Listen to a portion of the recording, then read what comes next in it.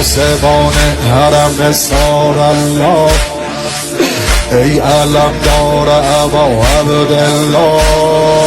بسم الله دور محمل قدم بزن، یا اول فصل علم بزن، روشنای شب تارم قمر بنی به تو گرمه دل زینب پسر بنی. ابروباد و مه و خورشید دور قافله میگردن، به خیمه های سار الله عرض ارادت میکردم، عرض ارادت میکردم.